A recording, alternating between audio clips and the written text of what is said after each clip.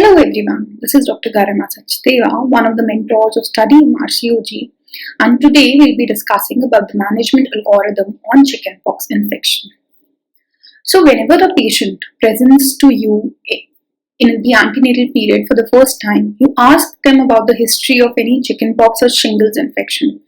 If they don't give any history or they are known to be seronegative for chickenpox, you ask them to avoid contact with patients with chickenpox or shingles during pregnancy, and they have to inform, in case they have an exposure, they have to inform the healthcare workers without delay. So this is about prevention of varicella infection. So, if the patient presents in the pregnancy and says that the exposure is significant, what does significant exposure means?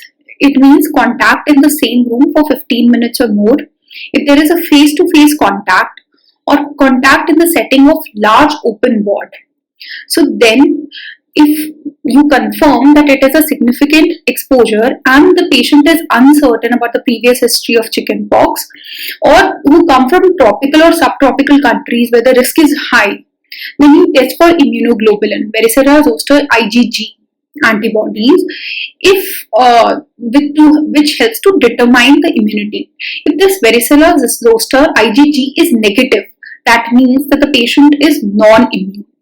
Then in those cases, you have to give them immunoglobulin ASAP and consider them infectious from 8 to 28 days after exposure if they have received immunoglobulin. And for those who don't receive 8 to 21 days post exposure, you consider them to be infections. And ask them to notify that whenever they develop a rash, they should notify the doctor immediately. Then suppose a patient comes with a frank presentation of chickenpox. How will you manage? Previously we had just discussed about prevention. I'll just summarize the points which I have already told. For prevention, 1, you will ask the history.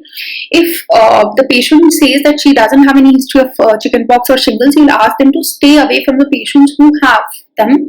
And in case, suppose they get in contact with a person who has chickenpox and or shingles, you should establish whether the contact is significant or not. If it is significant, then first you check for varicella zoster IgG. If it is negative, then they are non-immune. You have to give them immunoglobulin and consider them infectious for the period of 8 to 21 or 8 to 28 days, depending on the whether they have received or not received varicella zoster immunoglobulin. So now, coming over to if the patient's pregnant female develop chickenpox, what you will do? First, you will isolate the patient. You should ask them to avoid contact with all the susceptible individuals, that is other pregnant females, neonates who have high risk of developing the infection.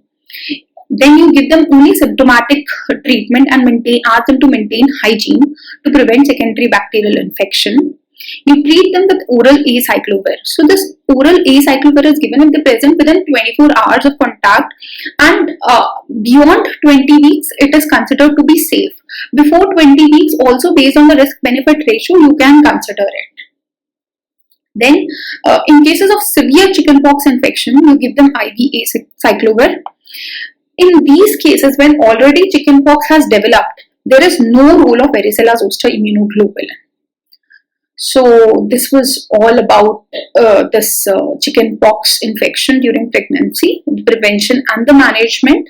I hope I've made things very clear. In case of any doubt, you can contact me. Thank you so much.